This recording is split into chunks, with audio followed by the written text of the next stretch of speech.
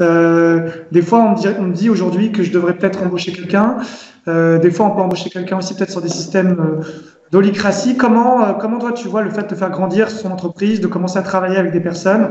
Comment ça s'est passé pour toi? Qu'est-ce que tu conseillerais par rapport à quelqu'un, moi ou d'autres personnes? Est-ce que ce serait peut-être mieux de travailler avec des freelances? Est-ce que c'est mieux d'embaucher quelqu'un, mais de travailler sur un système, comme tu viens de le décrire, plus ouvert? Parce que c'est vrai que c'est quand même des challenges en tant qu'entrepreneur de faire évoluer et de travailler avec des personnes, mais en même temps, c'est nécessaire pour grandir, je pense. Oui, carrément. En tout cas, je vais parler pour moi. Moi, j'ai envie que 100% de l'énergie que je mette dans mon organisation soit au service de l'organisation. J'ai pas envie de perdre d'énergie. C'est vraiment un truc qui est important pour moi. J'ai beaucoup d'énergie et j'aime bien bosser. Et j'aime pas bosser dans le vide. Donc ça, c'est un point important. Et donc, du coup, j'ai envie que les gens qui soient à côté de moi soient dans cette énergie-là. Ça veut dire j'ai envie d'être efficace au service de l'organisation. Je pense que le salariat n'est pas quelque chose qui permet aux gens de s'investir pleinement dans une organisation. Parce qu'ils continuent à travailler pour. J'ai pas envie de travailler pour, j'ai envie de travailler avec. J'ai pas envie de quelqu'un travailler pour moi et moi j'ai pas envie de travailler pour quelqu'un. C'est pour ça que j'étais entrepreneur. Et donc je pense qu'on va aller plutôt sur du travailler avec, pas dans du travailler avec, dans un symbole de on se tient tous la main et on est ensemble, mais dans le travailler avec où chacun est part de l'organisation et profondément part de l'organisation. Après, la forme juridique de ça, je pense qu'il y en a plein qui peuvent exister. Ça peut être une SCOP, ça peut être une SARL qui a été tournée en SCOP, ça peut être une SAS avec un pacte d'associés où tout le monde a au moins une part dans l'organisation. Il y a 1000 façons juridiques de créer quelque chose qui permettent à chacun d'être part dans l'organisation. Moi, aujourd'hui, je n'embaucherai pas de salariés. Pas parce que j'aurais peur ou que j'ai pas envie de payer des charges ou que j'ai pas envie de machin, parce que c'est avoir des associés, ça au final revient peut-être plus cher que d'avoir des salariés. Mais c'est pas cette question-là. La question, c'est la question de l'énergie. J'ai envie d'être avec des gens qui sont à fond et qui ont envie parce qu'ils croient en la raison d'être de l'organisation, qui est un autre point qui me parle important, et parce qu'ils se sentent part d'eux.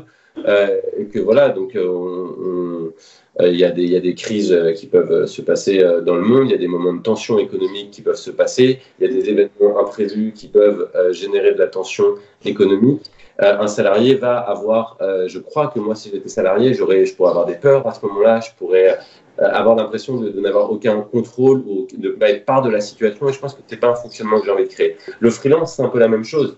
Le freelance, il continue. On a tous, ceux qui sont entrepreneurs et qui ont commencé à avoir un client qui était 80% de leur chiffre d'affaires, ça arrive 2 fois chez Evolve, et c'est des choses auxquelles on fait attention. C'est pas sain. Parce qu'on devient dépendant de quelque chose. On n'est pas dans une relation. La relation, c'est un truc sur lequel on bosse beaucoup. On est dans une relation de dépendance.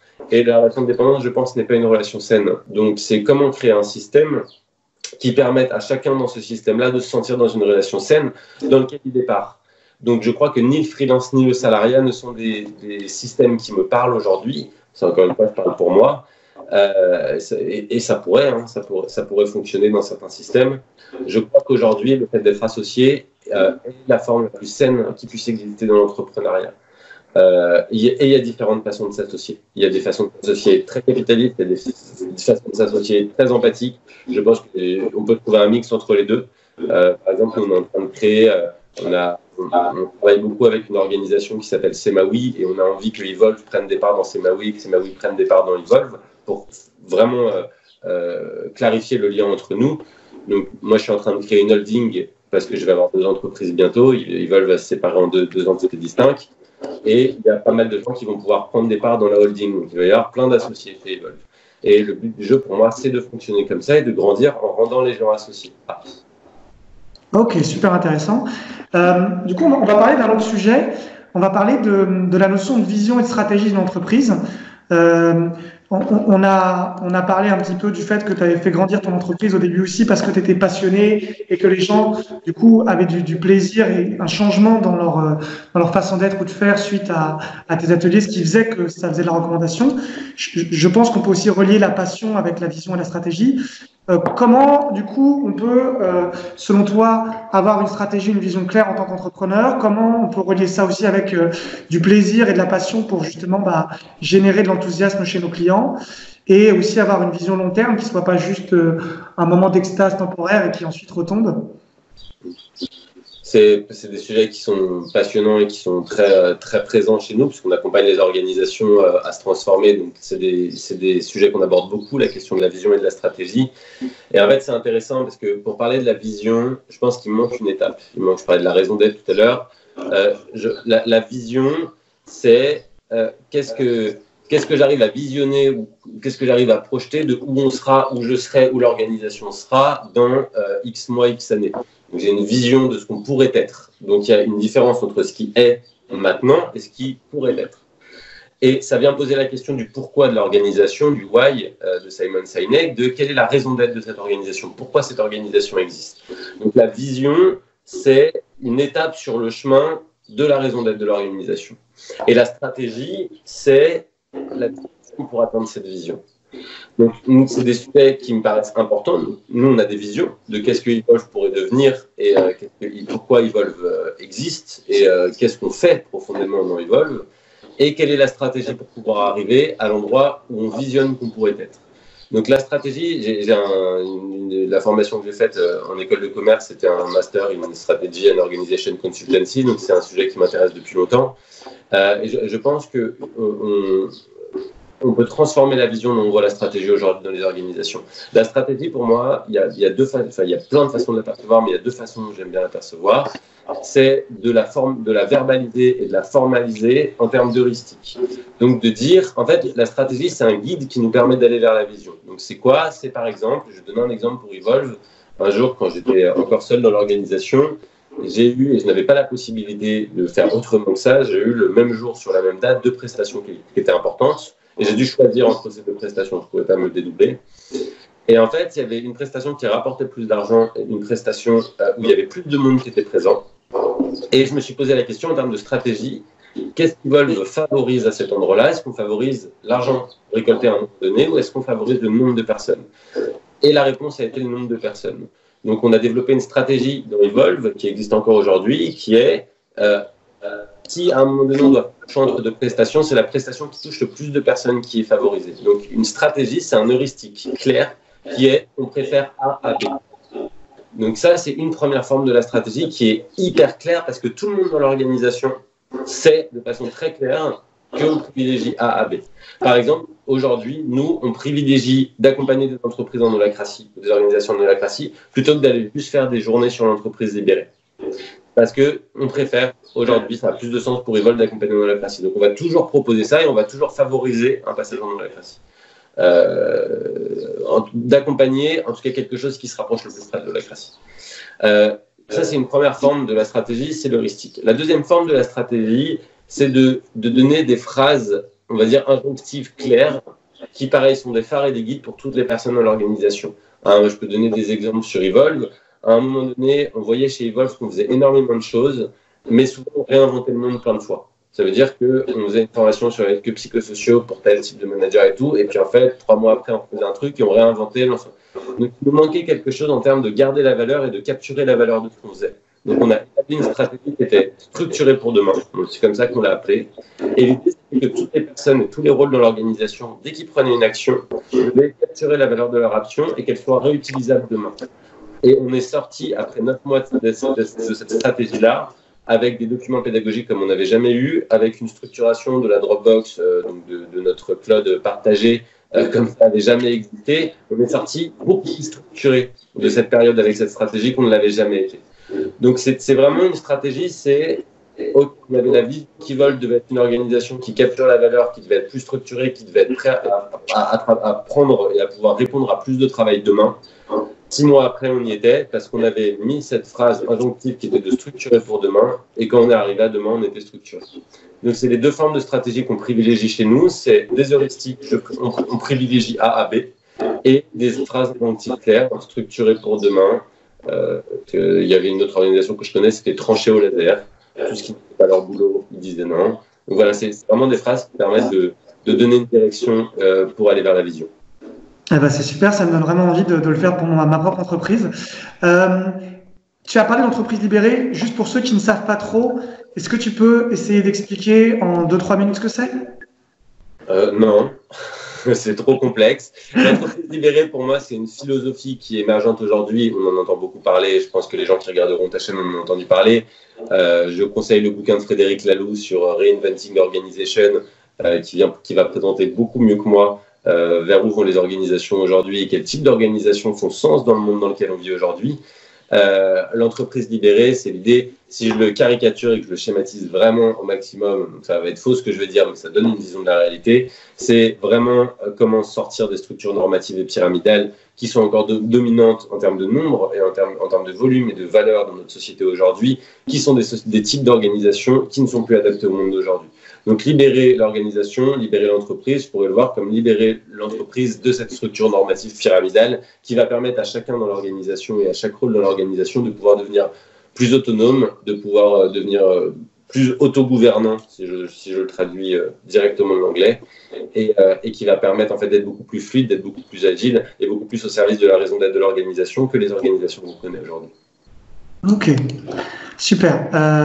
Du coup, on a beaucoup échangé informellement, toi et moi, sur la notion de vente, de commerce, de prospection commerciale. Je sais que ce n'est pas forcément des termes qui te parlent par rapport à ce que tu as raconté au préalable, sur le fait que tu paries plus sur le fait que si les gens passent une expérience transformante, ils vont avoir envie de recommander.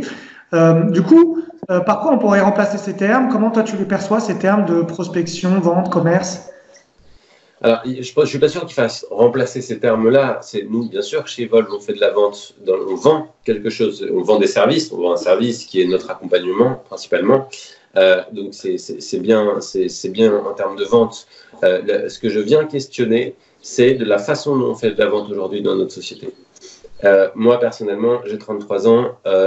Être démarché est quelque chose qui ne fonctionne pas avec moi. Donc, je ne vais pas essayer de proposer quelque chose avec qui moi, ça ne fonctionne pas. Il n'y a rien de plus insupportable que de recevoir des appels. En tant que chef d'entreprise, le nombre d'appels qu'on reçoit, de trucs mobiles, téléphoniques, internet, machin, de trucs de vente, de machin et tout, le nombre de gens qui me contactent sur LinkedIn dans des messages qui sont automatiques pour faire du forcing de vente.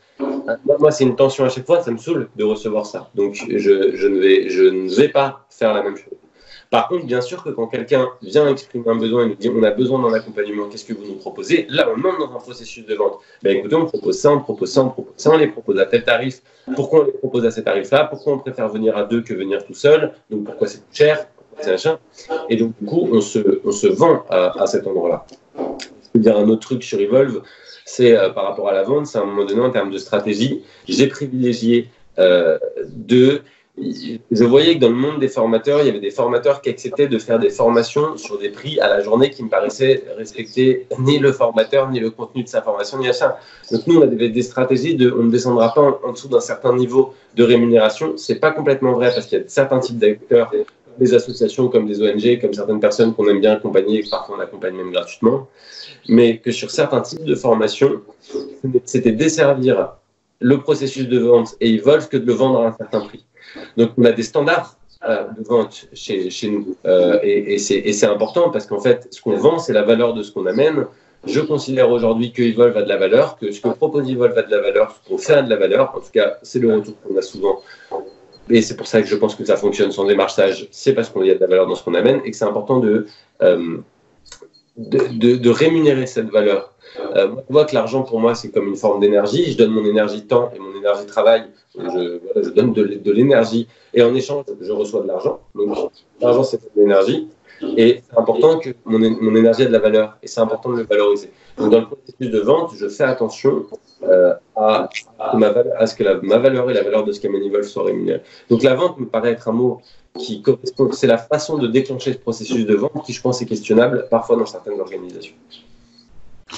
D'accord. Alors, du coup, quand on parle de processus de vente, on parle aussi d'entretien où on va pouvoir, comme tu dis, présenter son offre. Comment, dans ce genre d'entretien, on peut être clair, efficace, donner envie, faire passer son message de la bonne façon, présenter son prix?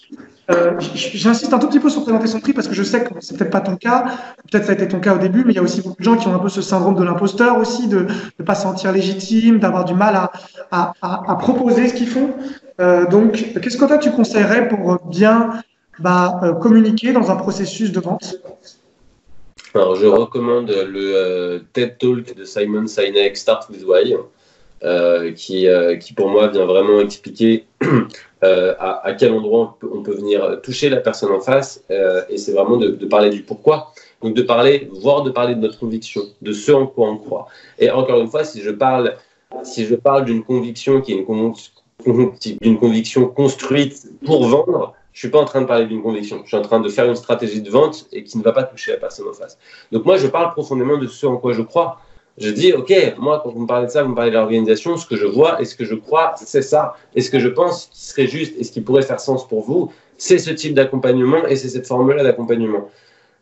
Donc, je ne me mets pas à un endroit de la vente, je me mets à un endroit il y a un besoin en face qui m'est exprimé, quel est dans mon expertise aujourd'hui, qu'est-ce que je ressens, qu'est-ce que je sens, qu'est-ce que je pense, être le plus juste et le plus adapté pour en face de moi. Donc, c'est comme si je me mettais à côté et qu'en fait, on discute de ça.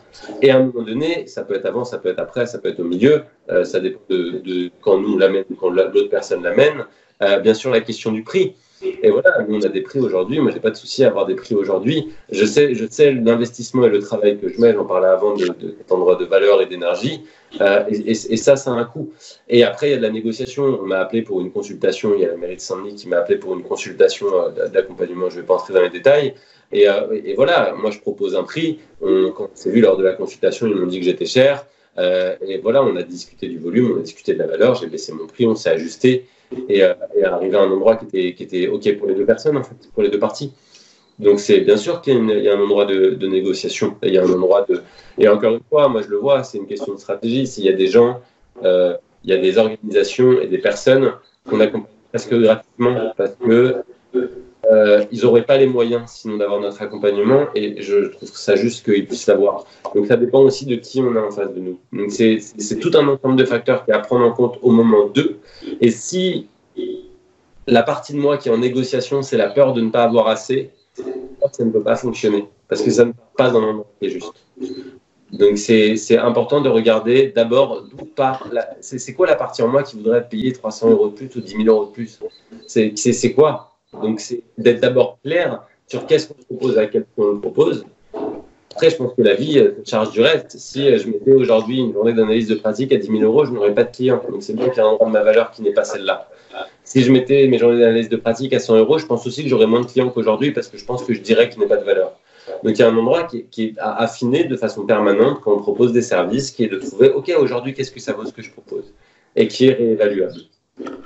Alors moi, je le vois en permanence et je vois aussi beaucoup pour les gens que j'accompagne, parce que j'accompagne pas mal de personnes sur la vente, qu'effectivement, il y a cette peur du manque dont tu parles, cette frustration, cette espèce des fois de choses qui nous fait que même quand on peut répondre, eh ben, on va être trop dans le vouloir faire, dans le essayer trop, dans le trop démontrer. Si on va sur un point de vue plus énergétique, on va dire de ce qu'on transmet en termes d'énergie, comment, en fait, d'après toi, ou psychologique, on pourrait dire, on peut sortir de cet état d'esprit de manque, surtout quand on démarre ou quand on n'a pas forcément le volume d'affaires qu'on voudrait.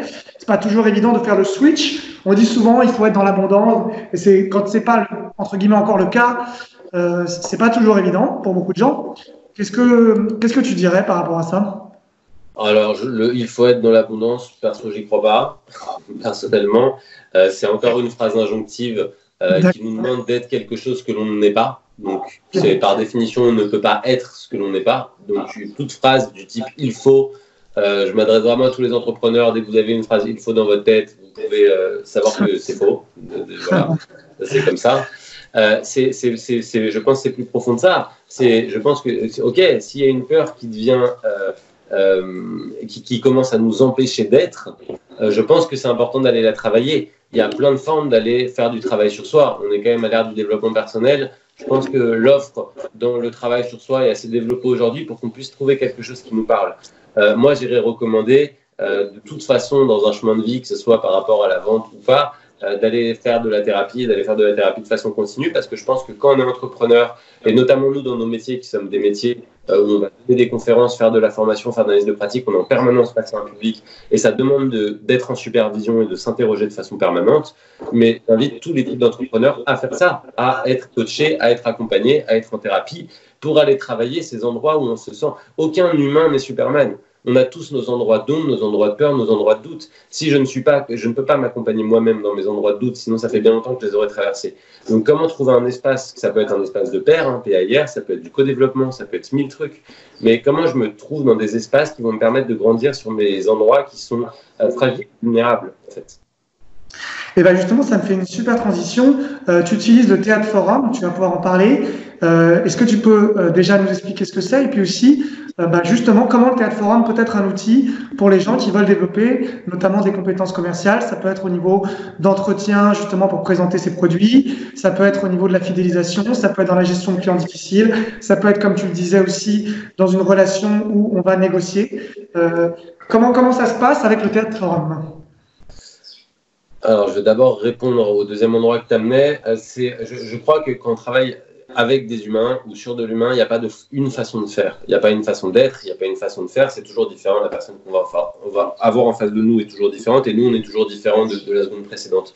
Donc, l'idée, c'est pas encore une fois, d'avoir des phrases injonctives. Il faut que je sois comme ça dans la vente parce que ça ne marche pas. C'est au contraire d'arriver dans un espace de moi aujourd'hui dans l'état dans lequel je suis avec la personne aujourd'hui dans l'état dans lequel elle est, qu'est-ce qui fait sens dans moi, qu'est-ce qui fait sens dans ma forme d'être, dans mes propositions, dans tout ça. Le théâtre forum, c'est un outil qui vient travailler la relation et qui vient travailler, donc c'est une approche systémique qui vient, qui a comme théâtre forum que je le facilite, je l'utilise, je le travaille. C'est un théâtre qui est basé sur l'approche systémique avec l'idée que dès que je change, le monde change en rebond. Donc ça veut dire que je ne peux pas changer l'autre, mais si je me change, l'autre va forcément changer. Mais je ne peux pas contrôler dans quelle direction il change. Donc c'est un travail sur soi, en fait, d'être en mouvement permanent à l'intérieur. Donc le théâtre forum permet, notamment une forme du théâtre forum qu'on appelle le théâtre forum spontané, permet d'aller retravailler des situations qui ont été pas évidentes pour nous, dans lesquelles on se sentit en échec, dans lesquelles on n'a pas été qui on aurait eu envie d'être, peu importe.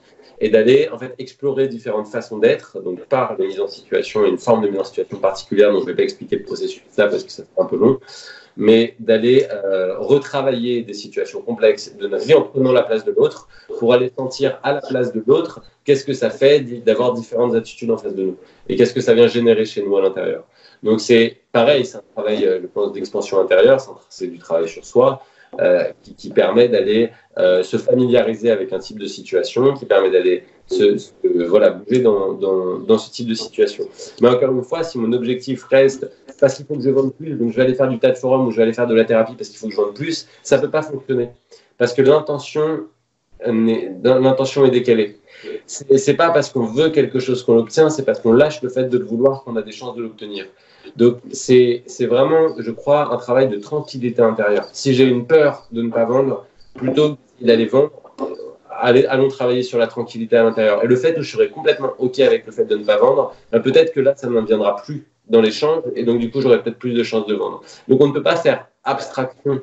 Je crois on ne peut pas faire abstraction de ce travail sur soi à cet endroit-là. Et notre entreprise peut très bien marcher sans qu'on fasse ce travail sur nous. Mais si à un moment donné, on touche une difficulté à cet endroit-là, il faudra l'adresser.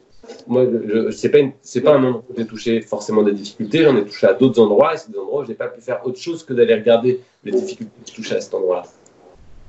Super. Et du coup, notamment, la gestion des clients difficiles, est-ce que tu peux nous parler un petit peu est-ce que tu as déjà eu, toi, des clients qui sont pas faciles, qui vont être trop réclamants, qui vont être trop négociateurs, tu parlais, par exemple, ou qu'à un moment donné, tu sais, on parle du 80-20 souvent aussi dans les clients. Est-ce que, du coup, tu as dû arrêter de travailler avec certains clients? Est-ce que tu as déjà eu ce genre de situations qui sont passées? Comment tu les as gérées? Alors, je ne le dirais pas comme ça. Je ne le dirais pas exactement comme ça. Je pense que très tôt, j'ai pris un truc à l'intérieur de moi que j'avais envie de travailler avec les gens qui avaient envie de travailler avec moi. Et que si quelqu'un n'avait pas envie de travailler avec moi, ça ne m'intéresse pas en fait. Donc je pense que j'ai évité beaucoup de clients difficiles quand je ne sentais pas une envie pleine et entière de faire appel à nos services. Donc, et qui fonctionne, qui va assez bien avec ce que je disais sur le fait de démarcher et de vendre, que comme nous, on est plus réceptif de « Ah ok, il y a un besoin, on vient, on y va », plutôt que hey, « Vous êtes sûr que vous ne voulez pas qu'on vous accompagne ?» Je pense que quand tu forces quelqu'un à l'accompagner ou à lui proposer un service, dès qu'il va y avoir quelque chose de complexe, l'autre, comme il n'avait pas en fait profondément fait le choix de travailler avec toi, tu t'étais plutôt imposé, Mais en fait, ça rend le truc compliqué. Donc, je pense qu'on évite chez Evolve beaucoup de problématiques comme ça. Après, il y a des clients, au bout d'un temps d'accompagnement, où il y a eu des dissensions, on n'était plus d'accord sur la forme, où on a eu des... Et ça c'est comme une relation de confiance généralement qui est établie à la base, ça permet de la travailler à partir de cette relation de confiance. Moi, je n'ai pas de souci à ce que mes contrats s'arrêtent. Je n'ai pas de souci avec le fait que mon entreprise disparaisse demain. Evolve, ça disparaît demain. J'ai complètement confiance dans mes capacités pour aller. Si j'ai envie de devenir jardinier à ce moment-là, je pense que je pourrais le faire. Ben, ça me demandera un peu de travail, mais je pense que je pourrais le faire parce que j'aime bien le jardin et j'aime bien le potager. Voilà. Donc en fait, je pense que j'ai pas cette peur de la mort et de la disparition de mon organisation. Donc, s'il y a un client qui est difficile, comme tu l'appelles, je pourrais utiliser d'autres mots. S'il y a un client qui est difficile, mais en fait, moi, je vais lui poser la question. Ok, là, j'ai l'impression que vous n'avez plus envie de travailler avec nous. Est-ce qu'on continue? Nous, c'est ok pour nous d'arrêter le contrat. On ne va pas vous demander l'argent qui reste. C'est ok pour nous. Est-ce que vous voulez qu'on arrête ou est-ce que vous voulez qu'on continue? Et en fait, soit la personne, elle dit, ouais, en fait, là, ça fait plus sens, on arrête et on s'épargne tous les deux des galères. Soit la personne dit, mais non, on a envie de continuer, c'est juste difficile. Et tout, on est là, bah ouais, nous aussi, on a envie de continuer. Mais donc, comme ça, il refait le choix de vouloir continuer avec nous. Donc, c'est ne pas hésiter à venir interroger la nature de ce qui est en train de se passer. Pourquoi s'entêter dans des endroits qui nous prennent de l'énergie? Et autant d'énergie, moi, si je commence à me réveiller de stress la nuit à cause d'un client, il faut que j'arrête. Enfin, ça dépend de quel type de stress. Si c'est parce que je suis très préoccupé par une situation, il faut que j'adresse la situation. Si c'est parce que le client est insupportable pour moi, je vais pas me mettre ça dans mon écosystème. C'est pas possible. Donc c'est là qu'il faut savoir pourquoi on fait les choses. Et si on garde ce client difficile parce qu'en fait il nous rapporte de l'argent et qu'en fait on veut cet argent-là parce que sinon on ne peut pas survivre parce que blablabla tout ce qu'on peut se raconter, en fait c'est que c'est nous qui avons le choix d'avoir un client difficile. Donc c'est notre responsabilité. Donc c'est pas le client qui est difficile, c'est nous qui restons avec un client difficile. Et c'est notre responsabilité. Donc du coup on assume le fait d'avoir ce client et de continuer avec lui. Donc c'est pas les clients, ils sont pas c'est pas nos maîtres, c'est notre propre maître. Tu as beaucoup parlé de préserver son énergie. On peut faire un lien entre l'énergie et le business, le développement de son entreprise. Comment on gère son énergie? Quelles seraient, en tant qu'entrepreneur, je parle particulièrement, disons les bonnes méthodes ou les bonnes manières de penser ou des choses que tu pourrais conseiller tout simplement sur la gestion de l'énergie en fait? Alors, je vais faire la même réponse que je t'ai faite plusieurs fois. Je ne crois pas qu'il y ait de bonnes méthodes ou quelque chose qu'il faudrait appliquer, mais plutôt qu'est-ce que je peux m'appliquer à moi aujourd'hui. Moi, je suis passé par plein de trucs différents. Je suis passé par, puisque je suis auto-entrepreneur, je peux bosser le samedi et le dimanche, donc si je n'ai pas envie de bosser le mardi, je ne bosse pas le mardi. Je suis passé par avoir des bureaux dans Paris et travailler tous les jours de telle heure à telle heure, comme quelqu'un qui était un employé de bureau, si je caricature. Je suis passé par plein de choses différentes. Aujourd'hui, je pense que je me connais un peu mieux et que je sais ce qui fonctionne chez moi. Je t'ai par exemple proposé de faire cette interview le matin parce que je sais que je ne suis pas dans la même énergie le matin que l'après-midi, donc je sépare mes différents types de tâches en fonction des moments de la journée parce que je sais dans quelle énergie je vais être en fonction du moment de la journée. Donc par exemple le matin je fais de la création, je fais des interviews, je fais dans le travail du bureau je parle parce que je suis souvent en intervention chez le client et là c'est comme ça, c'est toute la journée. Mais en tout cas le matin je suis dans quelque chose de beaucoup plus énergétique, de beaucoup plus créatif, de beaucoup plus direct. L'après-midi, je vais faire le boulot d'administratif et de finance de mon organisme de formation parce que c'est des tâches plus répétitives, c'est des tâches moins où je vais plutôt être dans des tableurs Excel, dans des choses comme ça et qui correspondent à mon énergie de l'après-midi. Donc le premier truc, c'est se connaître en fait. C'est savoir à quel moment de la journée je suis le plus pertinent pour faire cette tâche-là. L'autre truc que j'ai regardé, c'est que on est beaucoup dans du stress, je crois, au début, quand on crée des entreprises. En tout cas, j'ai été dans du stress et j'ai été dans ces phrases injonctives dont je parlais. Il faut que je développe mon business, il faut que je travaille, mais si je ne travaille pas, il va rien se passer, et tout. Donc, il y avait comme un policier ou un parent permanent à l'intérieur de moi qui m'obligeait à. Mais ça, c'est de l'énergie forcée qui coûte énormément d'énergie. Donc, en fait, si à un moment donné, je ne suis pas dans l'énergie de travailler, le monde ne va pas s'effondrer. En fait, j'ai fait l'expérience plusieurs fois de m'arrêter pendant un temps, et en fait, le monde ne s'est pas effondré, mon organisation ne s'est pas effondrée, tout n'a pas arrêté de tourner, le monde a continué à exister. Donc, en fait, s'arrêter, c'est OK. S'arrêter vraiment, je pense que c'est important. Je crois, par exemple, que couper une semaine quand on est entrepreneur ne permet pas de couper. Couper 3 semaines avec une discipline autour, notamment des emails et des téléphones, permet au cerveau, à un moment donné, au milieu des 3 semaines, de trouver un espace dans lequel il n'est plus connecté à l'organisation qui permet de se ressourcer vraiment. Donc aujourd'hui, moi, ce que je fais, c'est que je prends une fois par an des vacances de 3 ou 4 semaines. Je fais ça depuis 3 ans.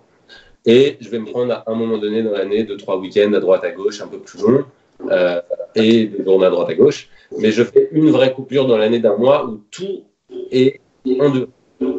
Et ça, je pense que c'est important. Je pense que ça correspond à mon énergie aussi. C'est pas forcément le cas pour tout le monde. Mais je pense que ces moments de ressourcement sont en plus des gros moments de recul sur nos organisations et nous permettent d'éliminer beaucoup de choses et de créer beaucoup d'autres choses. C'est intéressant parce que moi, je suis en ce moment en train de me faire coacher sur la gestion du temps par Lucien Roy, d'ailleurs, que je recommande en même temps au passage. Et il expliquait beaucoup cette notion de l'ouvrier et le stratège, entre guillemets, qui sont deux archétypes qu'on pourrait avoir chez chacun de nous, qui est la personne qui réfléchit, qui justement donne la vision, la stratégie, tout ça, peut-être l'élimination de certaines choses, le rajout de nouvelles, une nouvelle posture, une nouvelle position, une nouvelle envie dans l'organisation. Et le faiseur, l'ouvrier, c'est lui qui va juste appliquer bêtement et méchamment ce qui a été prévu à l'avance. Et du coup, il faisait vraiment l'alternance entre ces deux positions. Est-ce que c'est des positions qui te parlent et qui viennent justement relier un petit peu ce que tu disais, notamment dans les périodes de break où on est peut-être plus sur une période de recul, dans les périodes de travail intense où on est peut-être plus dans l'ouvrier? Oui, ça me parle. C'est une grille de lecture dont j'avais déjà entendu parler et que j'aime bien.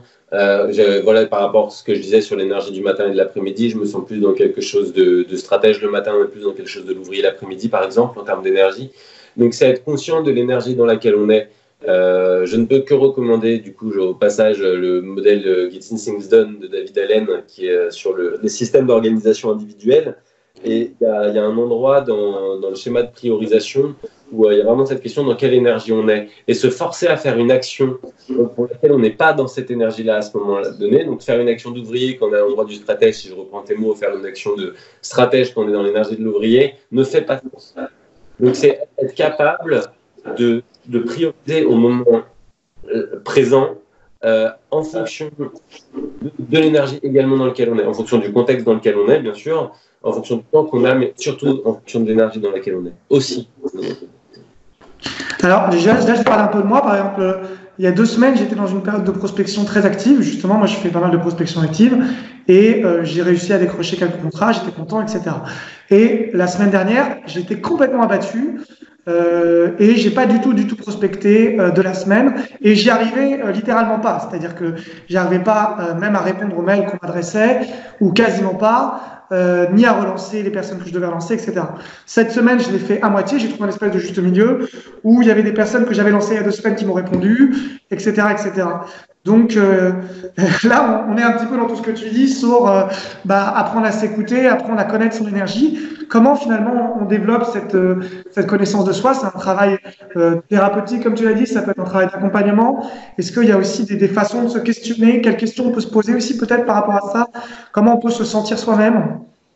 Il y a 2 choses dans ce que tu dis pour moi. Il y a effectivement ce côté d'apprendre à se connaître avec l'expérience. Et je pense que les personnes âgées sont super à regarder pour ça parce qu'elles savent très bien où elles ont envie d'aller à quel moment généralement.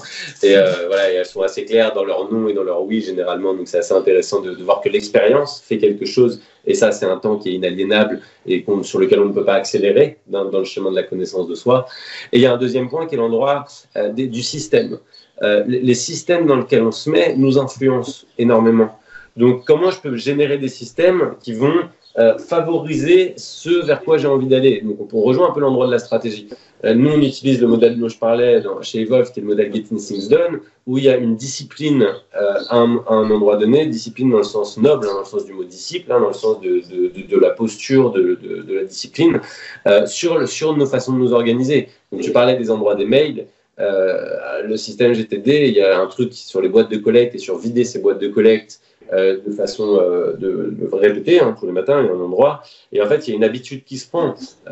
Bien sûr, à des moments, on peut lâcher la discipline, mais l'idée, c'est d'être au maximum dans quelque chose de rigueur qui s'y tient.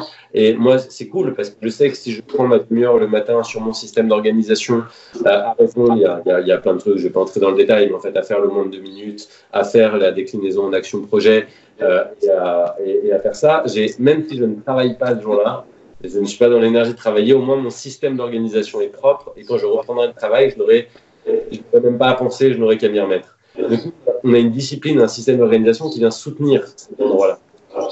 c'est complètement OK d'avoir une journée, on ne va pas se forcer à travailler dans une journée où on ne peut pas le faire. Et du coup, ça fait que les autres journées, quand notre énergie est là, on est vraiment à fond, quoi. Alors, c'est intéressant parce que là, je rejoins un peu ce que j'appelle moi le mode minimum, c'est-à-dire le strict nécessaire qui peut prendre juste une demi-heure pour au moins traiter l'urgent ou l'essentiel sans se prendre trop la tête. Et après, comment tu gères quand tu as des journées, effectivement, où tu as un gros coup dur? Je pense là, par exemple, ça peut être un deuil, ça peut être quelque chose qu'on arrête, ça peut être un coup de morale, ça peut être, je sais pas, une dispute familiale, amicale, ce que tu veux. Et donc là, il y a des moments aussi où on veut être productif et puis on se prend en tant qu'entrepreneur un scud, j'ai envie de dire. Et à ce moment-là, on n'a plus l'énergie du tout pour travailler, parce qu'on parle d'énergie. Comment gérer ces moments finalement d'imprévus qui peuvent arriver aussi dans la vie d'un entrepreneur? Qu'il faut faire un break. Je pense que c'est respecter ça et ne pas se former, parce que tu dis ne pas se forcer, pardon. Quand tu dis il y a une partie de nous qui veut être productive, ouais, mais quand on vit un deuil, il y a une partie de nous qui a envie de s'arrêter, de s'étaler par terre et de pleurer. Donc, est-ce qui est tout aussi valable? Donc, s'il n'y a pas une partie qui est mieux qu'une autre, c'est juste différents espaces de nous qui ont besoin de choses différentes à un moment donné. Et c'est comment écouter cet ensemble-là. Moi, je ne peux pas imaginer que si là, j'avais un appel et qu'on me disait que ma mère était décédée, je ne peux pas m'imaginer continuer cette interview. Qui est là pour lequel, que quand je suis en accompagnement client, mon portable est toujours en mode avion, au cas où il y ait une nouvelle qui ne me sorte pas de la journée. Donc, c'est encore une fois aussi dans quel système je me mets par rapport à ça. Mais il n'y a rien de plus important que l'état dans lequel on est à un moment donné. Donc, à un moment donné, s'il se passe quelque chose dans ma vie qui bouleverse quelque chose, je ne vais pas faire semblant que ça n'existe pas. Ça, c'est le déni de faire semblant que ça n'existe pas. Donc, c'est au contraire, c'est comment prendre cet endroit pleinement qui demande à s'exprimer maintenant pour que le reste puisse s'exprimer plus tard. Mais sinon, je suis dans aucun des deux et je suis dans rien, en fait. Je suis dans un vide. Donc, c'est encore une fois, c'est qu'est-ce qui est le plus important là, tout de suite, maintenant, pour moi et pour mon organisation, dans la vie. Dans la vie. Et c'est pour ça qu'on essaye de jamais s'engager avec nos clients sur on vous envoie ça à telle date, parce qu'on sait toujours qu'il peut se passer quelque chose entre les deux dates. Donc on donne des estimations. On dirait j'estime que je vous enverrai ça à ce moment-là, parce qu'on est conscient que la vie fait quelque chose et peut faire des choses. Donc c'est être alerte à son état intérieur et à la vie et à la réalité. Alors justement, ça me fait une super transition. Tu parles d'être alerte. J'ai une dernière question à te poser pour toi, Emmanuel. On parle souvent de charisme, hein, c'est un mot qui est très galvaudé. Aujourd'hui, j'entends beaucoup de formations sur le charisme, développer son charisme, les gens qui ont du charisme. Et du coup, ce mot-là de charisme, d'influence, de prestance, qui peuvent être reliés aussi à ça, il n'est pas toujours très clair pour moi et je pense pour beaucoup de gens. Est-ce que toi, tu pourrais essayer de nous donner en tout cas ton interprétation du charisme et éventuellement, est-ce qu'il y a des moyens de développer son charisme? Je ne suis pas sûr d'être la meilleure personne pour parler de ça parce que ce n'est pas un truc qui me passionne énormément. Ce mot ne m'intéresse pas. Pas particulièrement, mais encore une fois, je retourne vers Simon Sinek de How Great Leaders Inspire Actions, donc sur toute la question du leadership. Et ça, la question du leadership, c'est une question qui m'intéresse beaucoup. Leadership, vraiment pas dans le sens justement chef, normatif, structure pyramidale ou juste avoir un statut, mais de comment on inspire les autres à passer à l'action. Et je crois qu'on n'inspire pas les autres parce qu'on parle, je crois qu'on inspire les autres parce qu'on fait et par qui on est. Donc, encore une fois, je pense qu'on développe son charisme, on développe son leadership en faisant et en étant profondément. Je vois que si on parle du changement climatique, je pense que c'est assez intemporel. Je m'autorise Ouais, allez, parle du coronavirus si tu as envie. Ouais, non, c'est une blague. On fait des règles pour ne pas les respecter. Attends, on va devoir couper ce passage. Attends, je reprends. Non, tu peux. Si je prends l'exemple du changement climatique, je peux voir que quelqu'un qui vient me donner des leçons sur le changement climatique ou qui va m'expliquer et me parler du tri pendant des heures, ça n'a pas d'impact sur moi. Par contre, voir quelqu'un qui trie, voir tous les gens autour de moi qui trient, ça met quelque chose en moi. Ça m'oblige à m'interroger parce que les autres sont passés à l'action. Donc en fait, je pense qu'il y a quelque chose d'arrêter de parler, d'arrêter de blablabla. Moi, le nombre de gens, entrepreneurs, dans le milieu de l'accompagnement, du dev perso, dans le milieu de la vente, dans le machin, qui parlent pendant des heures pour ne rien dire et qui se croient parce qu'ils répètent la dernière chose qu'ils ont entendue dans leur journal préféré ou aux infos ou parce qu'ils ont lu un semi-dossier sur Internet ou 3 articles en anglais, sont dans une répétition de quelque chose qu'eux-mêmes ne comprennent pas et qu'eux-mêmes ne croient pas profondément et surtout ne font rien par rapport à ce qu'ils racontent, ce n'est pas incarné. Donc ça n'inspire absolument rien et moi, ça me donne juste envie de partir. Par contre, quand je vois des gens où j'ai même du mal à les contacter, alors que c'est des gens que je veux vraiment rencontrer depuis longtemps, machin et tout, tellement ils ont autre chose à faire que de faire des conférences ou de parler à des gens, mais parce qu'ils font encore, je vois que c'est les gens qui m'inspirent, moi. Et c'est les gens que je trouve avoir du charisme. Et parce que eux, quand ils parlent, comme leurs mots sont rares, généralement, ils ont du poids et ils font sens. Donc, je crois vraiment que c'est le travail, encore une fois, le travail sur notre forme d'être et le travail sur notre faire est essentiel. Alors, comment on incarne finalement sa mission, sa vision, sa vie en fait tout court, puisque là tu as fait le lien entre charisme et le fait d'incarner les choses. Est-ce qu'il y a des choses qui nous permettent de mieux incarner notre être? Je crois que tous les endroits où on se sent limite, où on se sent pas exactement qui on aimerait être, où on se sent... c'est des endroits qui sont à regarder, mais avec beaucoup de légèreté et avec beaucoup d'amusement. Je pense que quelque chose qui est très important, là, les mots paraissent tout d'un coup importants et graves, mais quelque chose d'important, je pense, dans qui on est, il y a quelque chose de la légèreté, quelque chose de l'humilité, il y a quelque chose d'être tranquille. Et il y a un peu cette tyrannie dans le développement personnel, il y a le mot développement, il y a cette tyrannie dans le coaching, il y a le mot il faut accompagner, il faut se dépasser, il faut être plus grand. On retourne dans ces phrases injonctives de il faut être plus que ce que je suis. Mais on est déjà qui on est. Donc, il n'y a rien à... Comment je pourrais plus incarner qui je suis qu'aujourd'hui alors que je suis ce que je suis? Je suis aussi en devenir. Donc, je peux regarder l'être en devenir et prendre des actions pour m'aider à être cet être en devenir. Mais j'incarne déjà qui je suis. Je suis déjà là. Je suis Manu, je suis en train de faire une blague, je suis en train de raconter un truc. Je suis déjà profondément là. Donc, je pense qu'il y a un endroit du stress, de l'injonction à relâcher. Et je pense que quand je me relâche je devrais être autre, je suis déjà moi, mais en fait, je m'incarne beaucoup plus. Parce que je ne suis pas dans cette tension de je dois devenir, mais je suis dans cette tension de je ne suis dans une non-tension de je suis. Donc plus tranquille, donc plus facile, si je rejoins la vente, plus facile de pouvoir présenter ce que je fais et qui je suis, parce que je ne vais pas être stressé d'être un autre que ce que je suis aujourd'hui. Donc il y a vraiment cet endroit de relaxation, de relâchement, de détente, de rire, de présence et d'être là, quoi. C'est tout, tranquille. Ok, et on va parler d'un sujet que je voulais parler avec toi, qui est une dernière question que j'avais pas forcément pensé, mais qui me vient. Donc, est-ce que tu pourrais faire des liens, toi, entre l'entrepreneuriat et tout ce qu'on pourrait appeler la spiritualité, le mysticisme, l'ésotérisme ou la connexion à un divin, un autre, en plus de soi?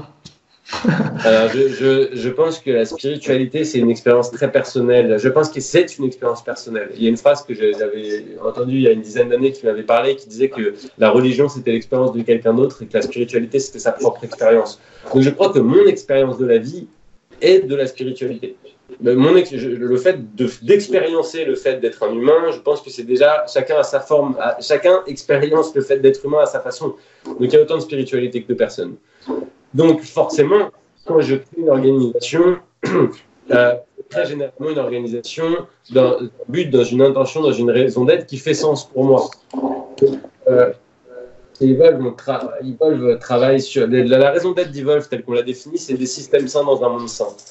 Donc, on travaille à assainir, c'est un grand mot, mais on travaille à rendre les systèmes sains dans notre vision du monde qu'ils sont aujourd'hui, que ce soit des systèmes psychiques individuels, des systèmes relationnels d'équipe ou des systèmes organisationnels. Forcément, ça parle de ma vision du monde et ça parle de vers où j'aimerais que le monde soit ou vers où j'aimerais que le monde aille. Donc ça, c'est une forme de spiritualité. C'est mon énergie au service de quelque chose en lequel je crois. Si j'ai une conviction, c'est pas une réalité, c'est pas une vérité, c'est une conviction. Donc moi, je crois que le monde gagnerait à être plus humain dans le sens premier du mot humain.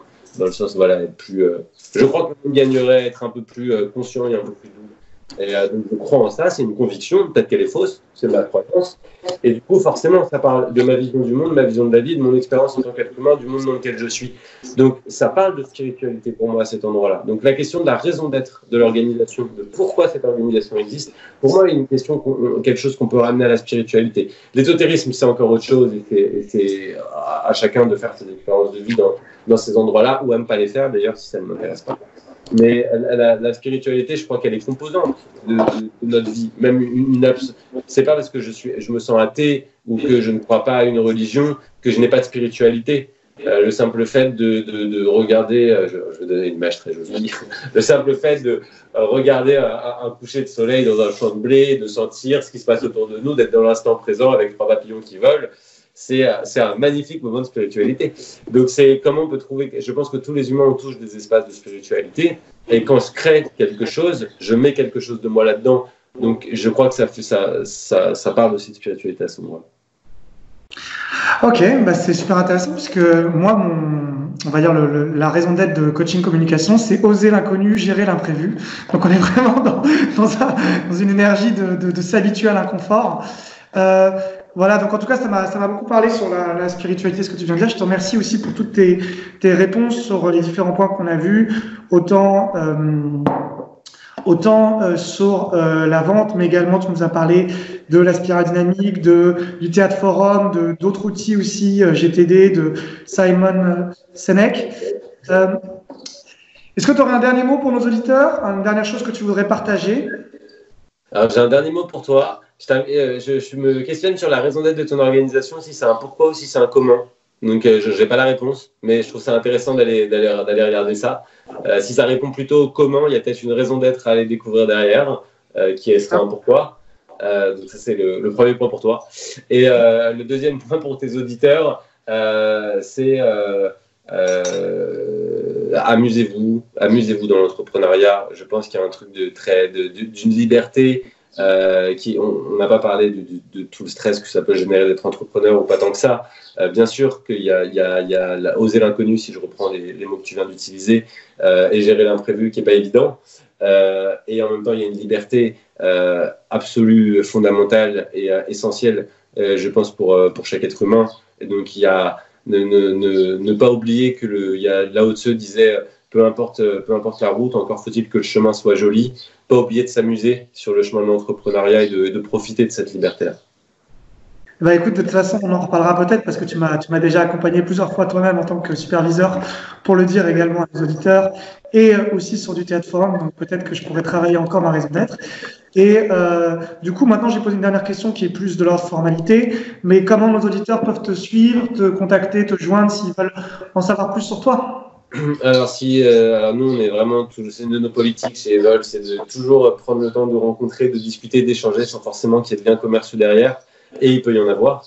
Donc, vous pouvez me contacter, donc, soit emmanuel.levard, levard@evolve.fr ou contact@evolve.fr, ivolve.fr. On a un site www.evolve.fr et voilà, de ne pas hésiter à nous envoyer des mails. On adore, on répond. On a un système d'organisation qui nous permet de répondre. Et voilà, sur tous les sujets, que ce soit l'holacratie, la spirale dynamique, l'accompagnement, les risques psychosociaux, l'accompagnement individuel, relationnel, organisationnel, tout ça c'est lié, la systémie. Et voilà, c'est vraiment ce qu'on aime faire. Et donc, de ne pas hésiter à venir échanger avec nous. On aura toujours plaisir à vous rencontrer. Eh ben, je te remercie. Je dis à nos auditeurs, donc si vous avez des questions, n'hésitez pas aussi à les mettre en commentaire. Je mets à contribution Emmanuel aussi éventuellement pour vous répondre. Et je te dis encore un grand merci Emmanuel pour cette interview. Merci beaucoup. Salut. À bientôt.